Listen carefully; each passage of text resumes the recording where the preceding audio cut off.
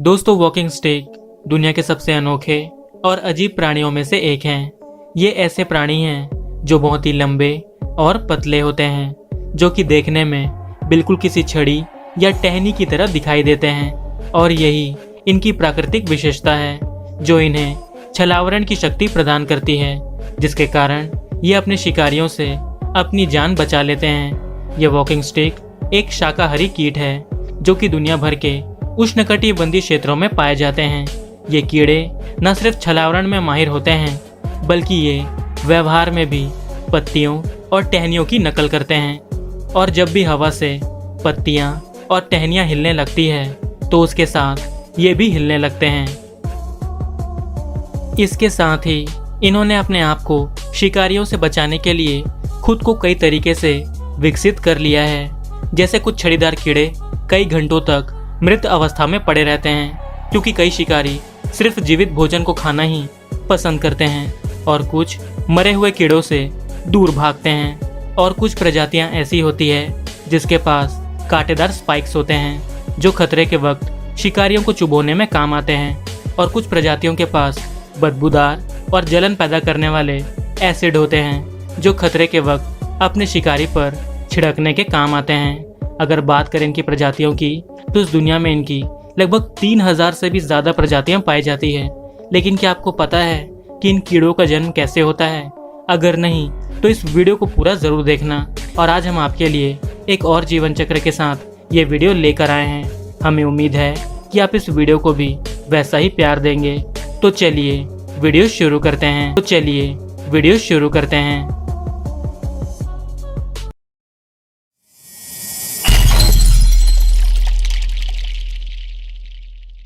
दोस्तों, इस प्रक्रिया में सबसे पहले नर और मादा का मिलन होता है, जैसा कि आप देख सकते हैं। और इनका ये मिलन कई घंटों, दिनों या हफ्तों तक चल सकता है, जिसका समय प्रजाति के आधार पर कम या ज़्यादा हो सकता है।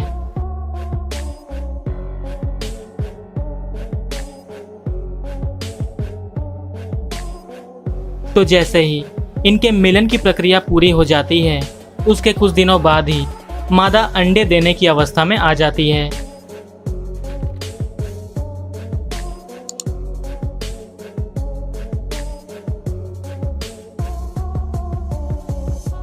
तो जैसे ही इनके अंडे देने का समय आ जाता है, उसके बाद ये अंडे देना शुरू करती है।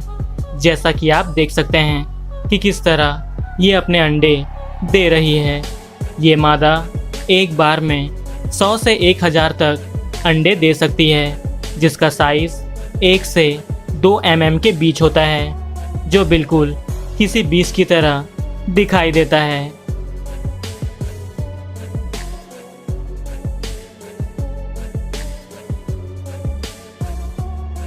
दोस्तों, आपको बता दूं कि ये कीड़े अपने अंडे देने के लिए कोई घोंसला नहीं बनाते, बल्कि ये अपने अंडे मिट्टी के ऊपर या पौधों पर झटक कर या फिर गिराकर चले जाते हैं। यानी ये कीड़े अपने अंडों की कोई देखभाल भी नहीं करते और अपने नियमित जीवन शैली की ओर बढ़ जाते हैं। दोस्तों, जैसा कि मैंने आपसे कहा था कि इनके अंडे एक बीज की तरह होते हैं और ये आकार में छोटे, अंडाकार और कठोर खोल वाले होते हैं। इन अंडों में कैपिटुला नामक पदार्थ होता है, जो एक ऐसा पदार्थ होता है जिन्हें चींटियां खाना पसंद करती है।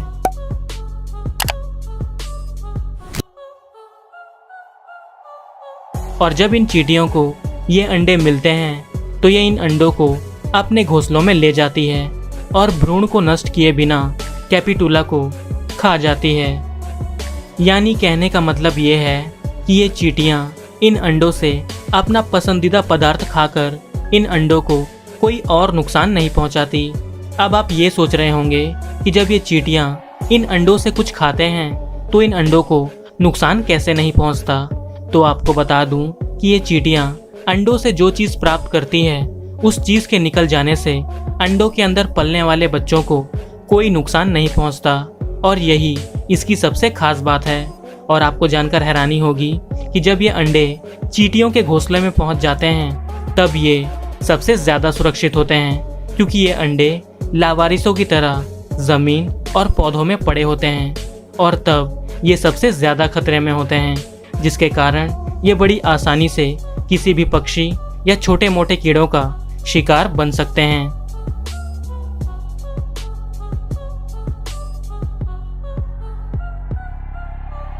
लेकिन जब ये अंडे इन घोंसलों में होते हैं तब ये शिकारियों से सुरक्षित तो होते ही हैं, लेकिन साथ में ठंड से भी सुरक्षित होते हैं। और जैसे ही गर्मी का मौसम शुरू होता है तो इन अंडों से बच्चे निकलना शुरू होते हैं। जैसा कि आप देख सकते हैं कि किस तरह ये बच्चे अंडों से बाहर निकल रहे हैं। इन कीड़ों की कुछ प्रजातियां होती है जिनके बच्चे बहुत जल्दी बाहर आ जाते हैं, लेकिन कुछ प्रजातियां ऐसी भी हैं जिनके बच्चों को बाहर आने में थोड़ा लंबा समय लगता है।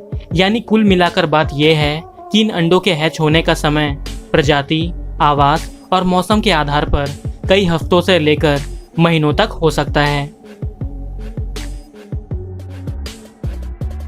इन बच्चों को निम्ब कहा जाता है, जो देखने में बिल्कुल वयस्क कीट की तरह दिखाई देते हैं, लेकिन ये आकार और रंगों में बिल्कुल अलग होते हैं। तो जैसे ही ये अंडों से बाहर आ जाते हैं, उसके बाद ये पौधों और पत्तियों को खाना शुरू करते हैं, जिसके कारण ये तेज़ी से बढ़ने लगते हैं। और जैसे ही ये बढ़ना शुरू करते हैं, उस दौरान ये अपनी त्वचा को भी बदलते रहते हैं। आपको बता दूं कि ये बढ़ने के दौरान 4 से 8 बार अपनी त्वचा को बदलते रहते हैं, जो प्रजातियों के आधार पर कम या ज़्यादा हो सकता है। और जब जब ये अपनी त्वचा को बदलते हैं, उसके बाद ही ये अपनी छोड़ी हुई त्वचा को खा लेते हैं, ताकि ये ज़्यादा पोषण प्राप्त कर सकें।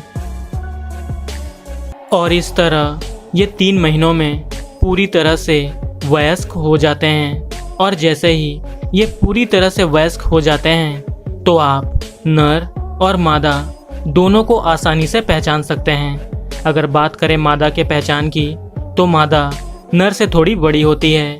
और अगर बात करें नर के पहचान की, तो नर के पास पंख मौजूद होते हैं, जिसका इस्तेमाल वो उड़कर मादा को ढूंढने के लिए करता है।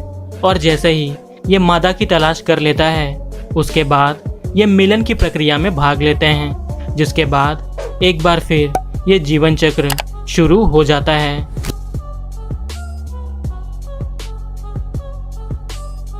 और अगर बात करें इनके जीवन काल की, तो इन कीड़ों का जीवन काल 1 से 2 वर्षों का होता है, जो विभिन्न प्रजातियों के आधार पर कम या ज़्यादा हो सकता है।